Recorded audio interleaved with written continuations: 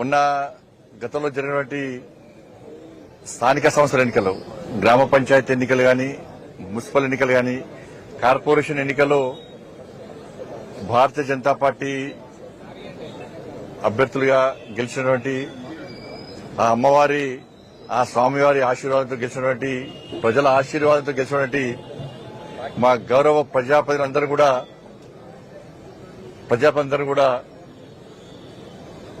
కొండగట్టు అంజన్న దర్శనం కోసమని వస్తామని చెప్పి ఆ రోజే మొక్కోవడం జరిగింది.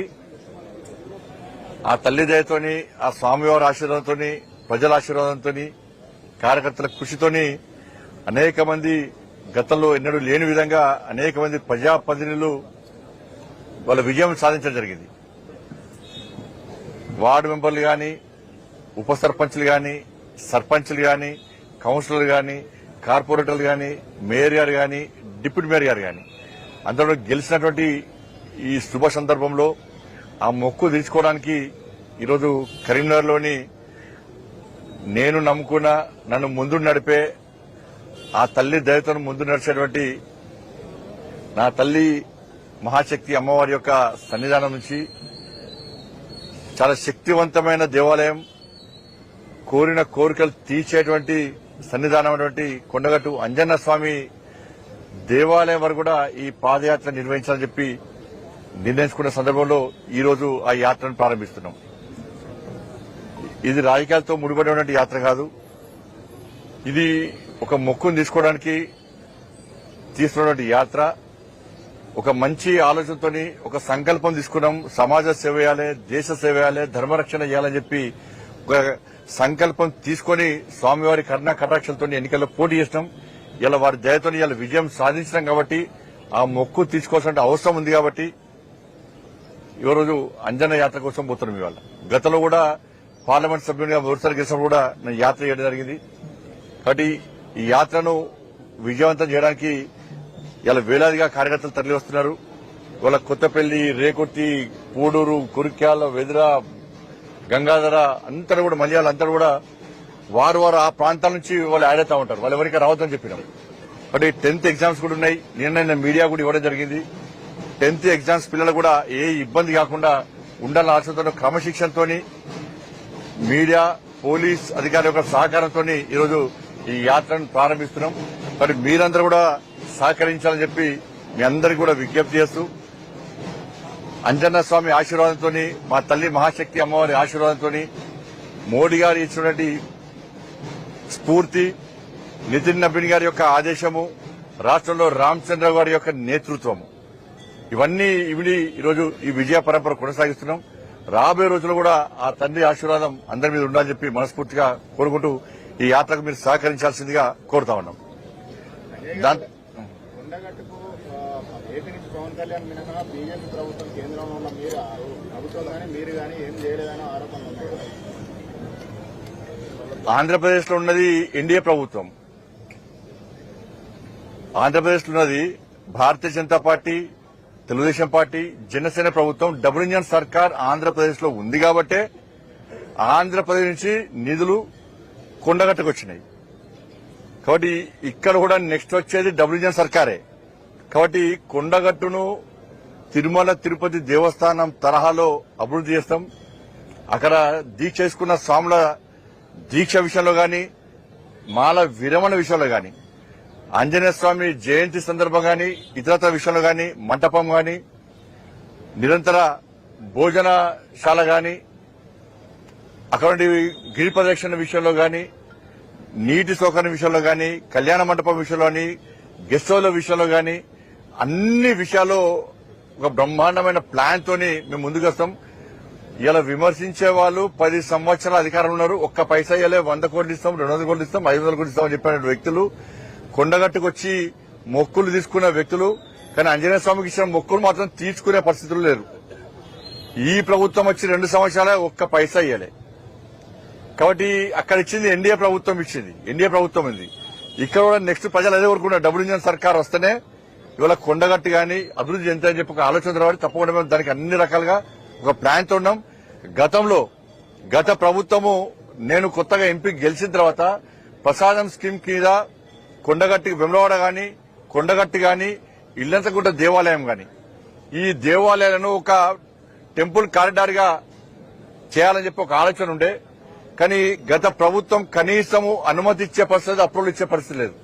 నిజంగా గత ప్రభుత్వం సహకరిస్తే ఇవాళ కేంద్రం నుంచి నిధులు వచ్చేది ప్రసాదం స్కీమ్ కింద. ఇలా స్కీమ్ లేదు, ఇవాళ అయిపోయింది. దాని కారకులు ఎవరు? ఎంత అభివృద్ధి చేద్దామన్నా గత ప్రభుత్వం సహకరించలే. ఇప్పుడు స్కీమ్ లేదు. కానీ కారకులు ఎవరో ప్రజలకు తెలుసు. కానీ నిధులు తెచ్చేది ఎవరో ప్రజలకు తెలుసు. సహకరిస్తే తప్పకుండా మేము కూడా నిధులు తీసుకొస్తాం.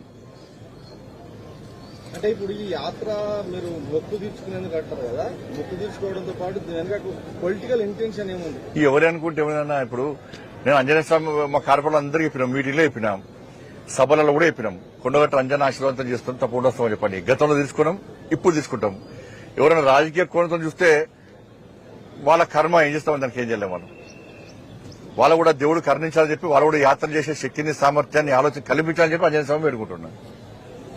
ధన్యవాదాలు. దాంతోపాటు కాంగ్రెస్ పార్టీ మొన్న జరిగినటువంటి కవంపల్లి సత్యనారాయణ గారికి ఎస్సీసీఎల్ రాష్ట్ర అధ్యక్షునిగా నియమితులందుకు వారికి మా తరఫున హృదయపూర్వక శుభాకాంక్షలు.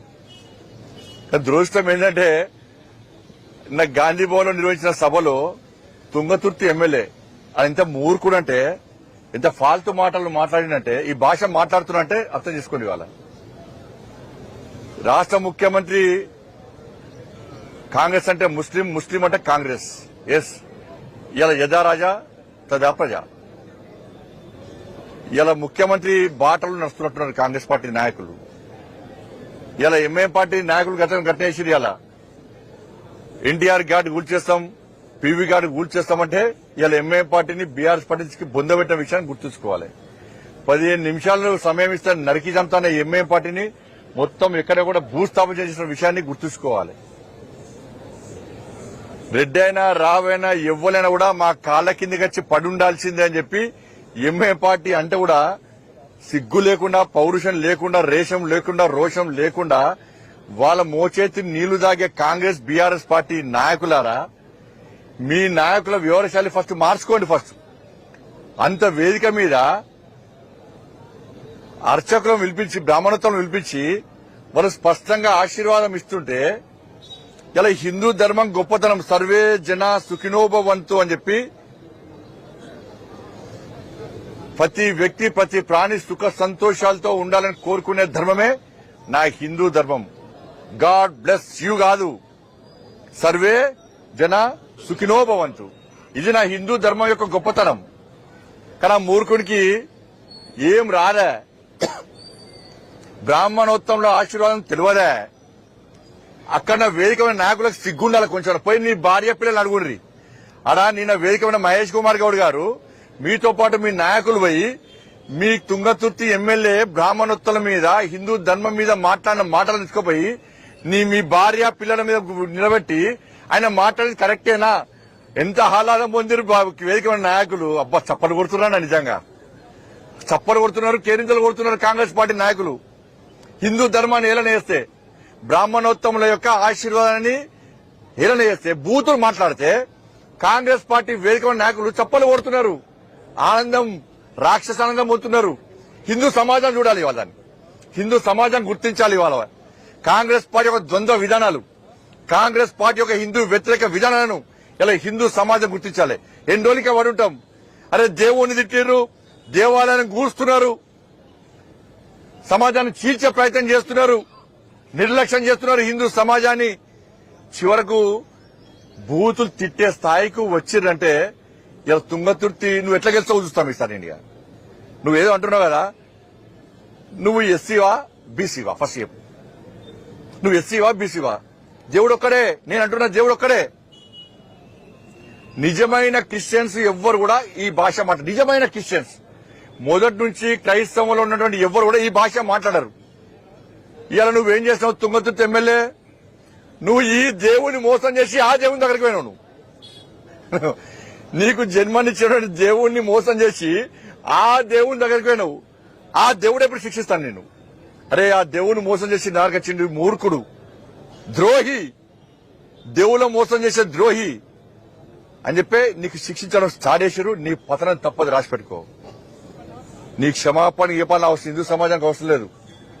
ముఖ్యమంత్రి క్షమాపణ చెప్పాలి ఫస్ట్. ముఖ్యమంత్రి ఏమాత్రం నువ్వు ధర్మాన్ని నమ్ముకుంటే, నువ్వు హిందువు అయితే, ఆ వేదిక ఉన్న నాయకులు హిందువులు అయితే మీరు క్షమాపణ చెప్పండి. ఆయన వెంటనే పార్టీని సస్పెండ్ చేస్తారా, ఏం చేస్తారో ఆయన మీద వెంటనే క్రిమినల్ కేసులు పెట్టాల్సిందిగా ఇలా మత విద్వేషాలు రగిలించే ప్రయత్నం తుంగతుర్తి ఎమ్మెల్యే చేసిండు. ఆయన మీద వెంటనే క్రిమినల్ కేసులు పెట్టాలి. ఆయన శాశ్వతంగా ఎన్నికల్లో పోటీ ఇవ్వకుండా ప్రభుత్వం ఏం చేస్తుందో చర్యలు తీసుకోవాలి. తుంగతుర్తిలో నీ పతనం స్టార్ట్ అయింది బిడ్డ, నీ సంగతి చూస్తాం. ఇవాళ నా దేవులను ధర్మాన్ని కించపరుస్తావా నువ్వు? హిందూ సమాజం ఏది మా సహనాన్ని, హిందూ సమాజం యొక్క సహనాన్ని పిరికితంగా భావిస్తే ఏం చేస్తామో కరీంనగర్లో చూపెట్టినాం, జిఎస్ఎంసీ ఎన్నికలు చూపెట్టినాం, మళ్ళా చూపెట్టబోతున్నాం, మళ్ళా చూపెట్టబోతున్నాం. ఇది మంచి పద్ధతి కాదు అన్న విషయాన్ని నేను స్పష్టం చేస్తున్నాను. ధన్యవాదాలు.